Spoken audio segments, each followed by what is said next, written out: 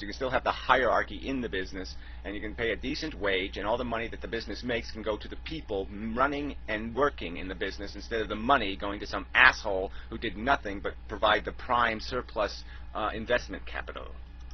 Of any particular item. If you have no profits in place, if you know that you're not going to be able to make a profit, if you know that you're not going to be able to necessarily charge more than the costs of producing that particular good, then there's no incentive to take those risks, be the first on the scene, provide those people with the goods and services that they need. That's why capitalism... Well, there's some incentive just because of the system we've created where we, the people, the consumer, is providing the safety net because you're somehow allowed to go bankrupt and your kids won't have to pay the price for your risk-taking.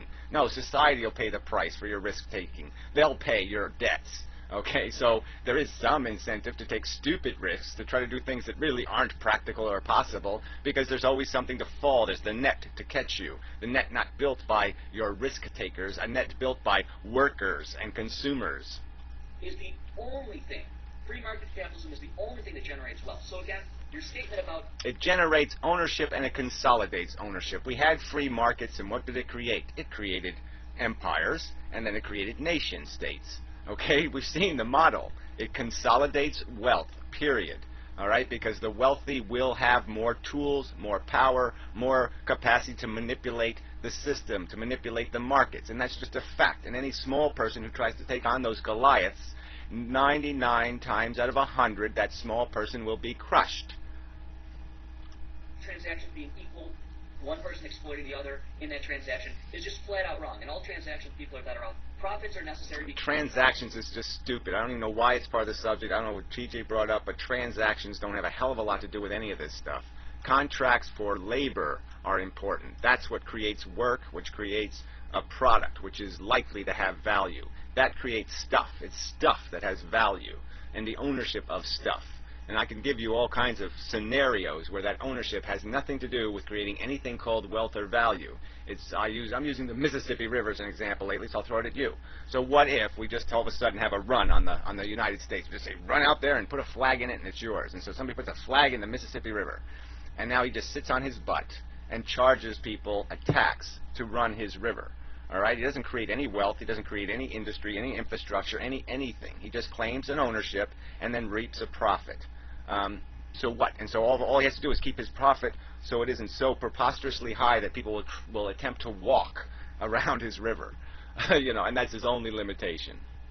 Because losses are also part of that equation, and losses are what give people the incentive to innovate, provide lower, more affordable goods. If you look at systems like... Yeah, right. Losses that are now being paid by bailouts, right? We had a whole bunch of losses, okay, in the stock market, a whole bunch of losses because of the mortgage fiasco, because people invested in mortgage capital, in investments in stocks that were basically made out of mortgages, and those failed. And what happened? The consumers, the people, bailed out the failure again. Okay, they got stuck with the responsibility. They've gotten stuck with Fannie Mae and Freddie Mac and all the bad loans. Okay, while the rich get to keep all the good paper, all the good money.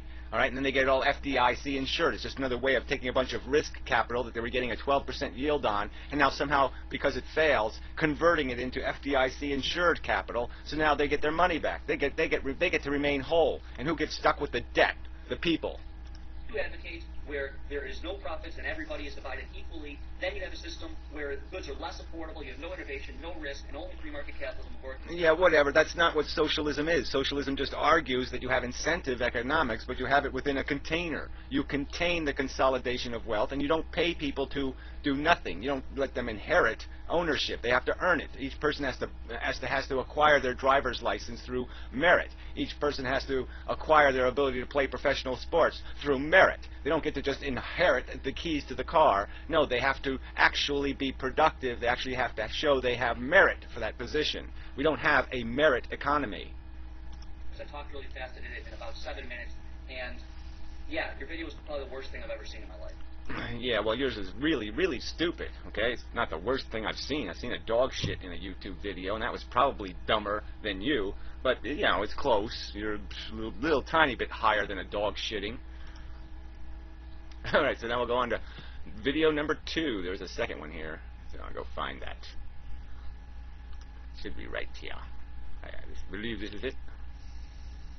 Hey, TJ, there's a pretty fast response, but the video is about 20 minutes, and I apologize that my video is not going to be close to the length of yours. So I will give, since you gave a shout-out to your book, I'll give a quick shout-out. If anyone's interested, there is a competition and conference. Oh, yeah, so because TJ does something, you're going to do it, because TJ has made it okay to do it, right? So you're going to waste this video time with some kind of propaganda for some bullshit you're selling, something that, you know, feathers your nest, so to speak. Yeah, bravo. Yep, you're showing your integrity there again. And I hit the wrong button. Yeah, bravo. At the Competitive Enterprise Institute for students. And if you're interested about that, the competition is for someone to either write an essay, 500 to 1,000 words, or make a video response 5 minutes long, or a podcast 5 minutes long, on how students can best spread the message of liberty to the next generation. How students can best spread the message. So that's what you do. You have the amateurs spread your message, right? You don't have somebody who's qualified to be a message spreader. No, you get a bunch of people who are trying to learn and have them spread the message before they've even learned. Yeah, good. That makes perfectly good sense to me, right? Yeah, no, I don't think so. And the 10 best responses by May 25th can actually come to Washington. You get a $500 stipend, and you get to hear some pretty good speakers. I happen to be one of the speakers, but it's actually enjoyable. All right, now I'm going to... It's actually enjoyable. That's kind of funny. Yeah, actually. We propagandize, and then propagandize, and then propagandize, and then we drink some tea and propagandize some more. Then we talk about how lovely Dick Cheney's fat ass is. Respond to... Oh, if you're interested in that, check the link below. It's totally separate from my channel, but something people might be interested in. I figure I might as well mention it since this video is not going to be 20 minutes long. Yeah, since you work for the American Enterprise Institute or whatever, right? Or whatever it's called. Yeah. Anyway, so TJ, I'm just going to run through some of the points that you made in your video. And there's some of the main points that you made. I'm going to focus on some of those first. Is your concept of objective value and subjective value. There's no such thing. There's no such thing. The only thing that really matters is that all resources, all goods and services are based on supply and demand. And prices simply reflect the existence of that supply and demand. And the question is, well, who decides these prices? How do they get determined? The answer is nobody really decides them. And yeah, no, what decides them is what there is to exploit. I mean, obviously, if you don't have surplus labor, if you don't have surplus unskilled labor in the world, like if everybody agrees, I'm not going to have kids unless I can properly educate them and make sure they're going to be civilians. Now, if we had such a world where people were actually responsible in their production of children, and there was some guarantee that there would be an obligation to educate them to their greatest potential, then we'd have a dilemma. Because there'd be no surplus of unskilled labor to say, here, you clean up shit at the nursing home, or you pick up our garbage and risk getting tetanus and maggots all over the place and all the other indignities you have to be exposed to perform that duty for us.